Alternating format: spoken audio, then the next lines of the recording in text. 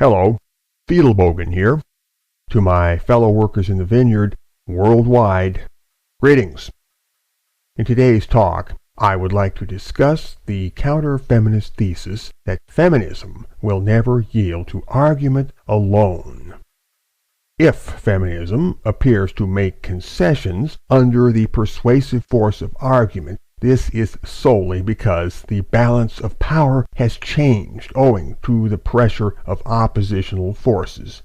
No, they're not doing it out of the goodness of their hearts. One way or another, it means they are yielding ground because not doing so would either make them look bad or pose a particular danger. This is true of almost any so-called establishment. We delude ourselves if we believe that the stakeholders in any major power structure will be talked out of their advantages by sweet reason alone. That is not how the world works. The two sides do not gather in a clean, well-lighted debating chamber and air their views in turn until one side or the other says, "Yes, you have convinced me of the truth of your position, and from henceforth I will embrace your opinion as my own, and rearrange my entire life according to what it requires of me." No, only simpletons believe the world works that way. The actual truth of life is a deal more tricky and treacherous, and the feminists are like any other established group entrenched in its power. They will not come out voluntarily, and they must be smoked out, or drawn out by a ruse. Whatever it takes. You already know that you've got the ability to argue them to a standstill or in perpetual circles. This has been happening for years between their side and ours, and likewise, you know perfectly well that all you can expect from them is dodges, debating tricks, manipulations, and outright lies. Your points, however well stated, will never be admitted or intellectually taken on board by them in any way. They're either as smug and fat-headed as French aristocrats on the eve of the Estates General, or as rabid as sans-culottes. Take your pick. Yes, we have been debating them for years, and we know by now that neither side will budge an inch. Neither them, nor, to be honest, us. But that is precisely the good news. Standstill means standing still. Literally, we have the power to argue them to a standstill. And do you know what that means? It means that all argument is at an end, and therefore we need no longer argue. Think about it. If they cannot win the argument, it means that we are morally entitled to go our jolly way in peace.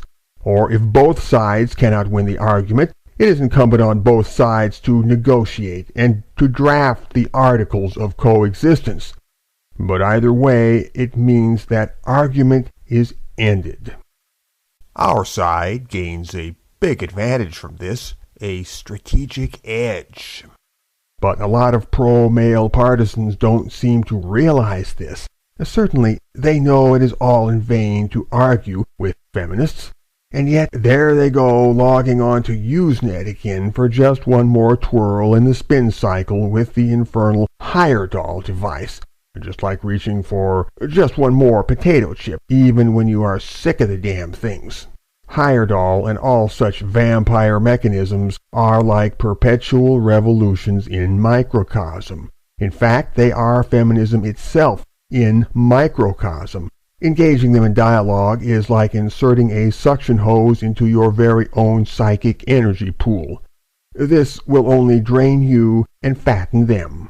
So, stop arguing with feminists. Stop fattening them. Just stop it. And understand the power this gives us. It means that we can effectively put feminism out of the perpetual revolution business. Think of it, no more perpetual revolution. And we know that if they relinquish perpetual revolution, they're toast. Very well.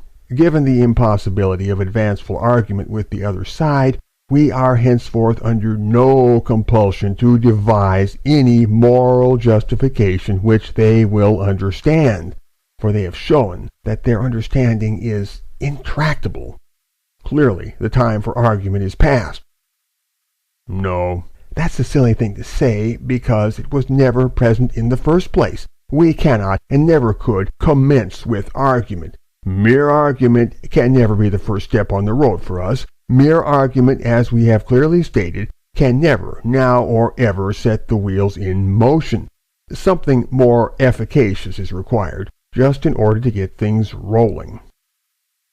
All right, I say it is time to turn the heat up. It is time to play the boiling frog game. Simply put, this means escalating the level of criticism and general disrespect for feminism, floating it into the culture little by little, but with such finesse that they can't creditably call it hate speech. Still, it will ratchet up their mental tension, finally to the point where they will snap, do something rash, and, as it were, draw first blood. And after that, we've got them.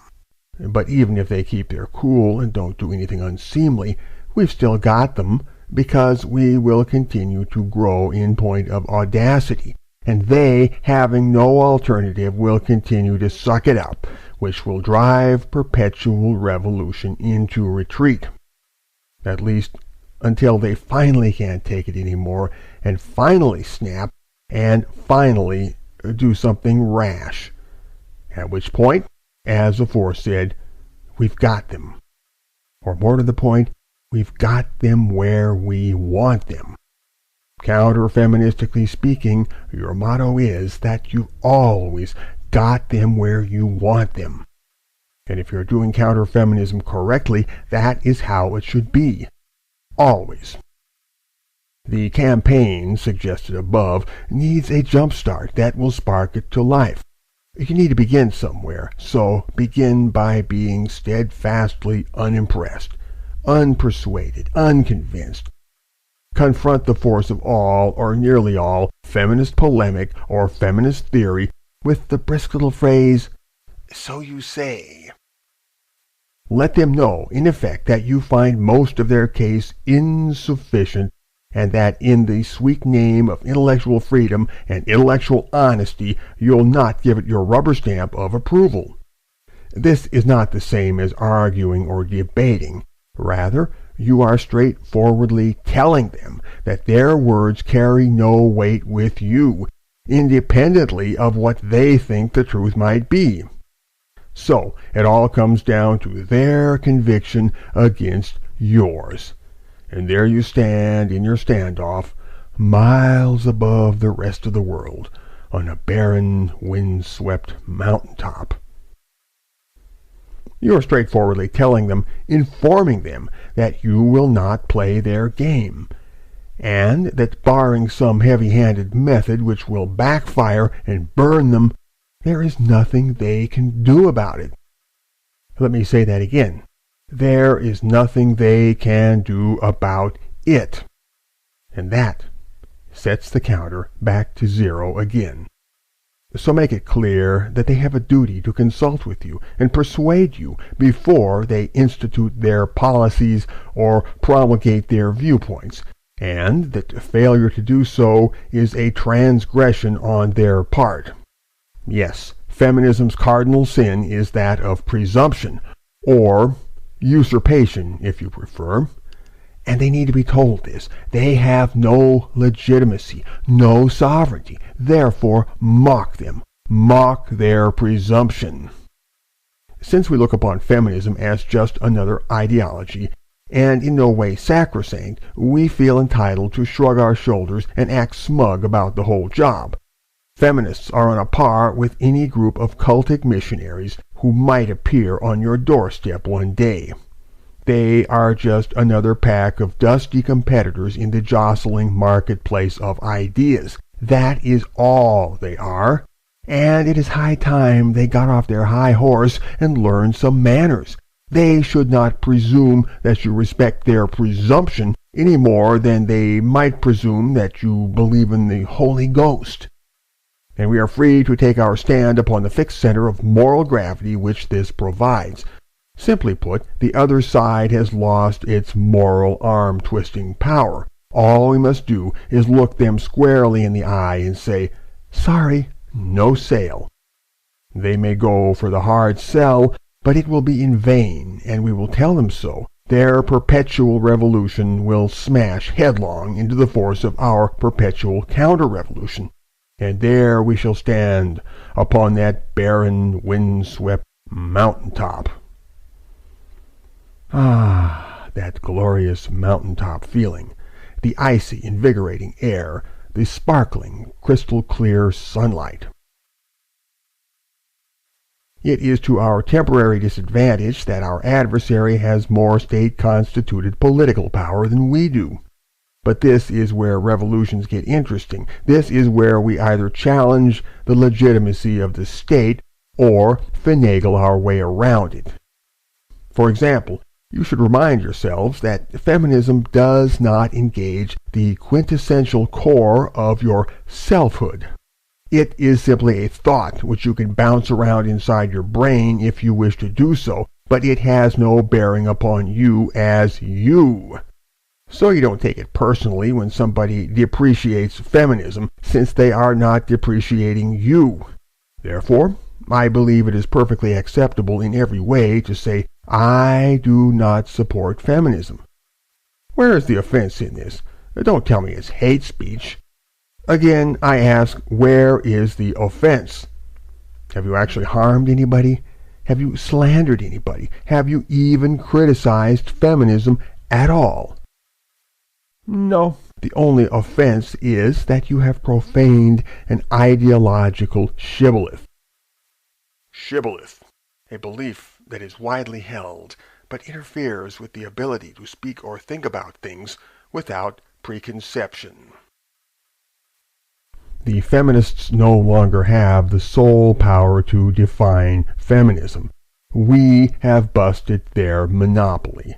Granted, they have the right to concoct theory to their heart's content, but we have an equal right to concoct counter-theory that will address what their theory inflicts at our end of the transaction. From our unique standpoint of original knowledge, we may decide if feminism merits our support or otherwise. And there is nothing they can do about it. They have presumptuously restructured the world, and by the same presumption they have restructured all of our lives. Owing to this act, their creation escapes their control and bleeds off into that penumbral region we call the femplex. The feminists are no longer entitled to the last word on what feminism effectively is or is not, since there is now more to feminism than feminism. We too are entitled to speak the truth with authority on that subject, simply because we suffer the consequences of it. The feminists are like the sorcerer's apprentice who started something that he couldn't stop. Such being given, it is appropriate for others to step in and bear a hand. After all, what good ever came of arguing with a feminist? So, don't argue with feminists. Just tell them things. Fidelbogen. Out.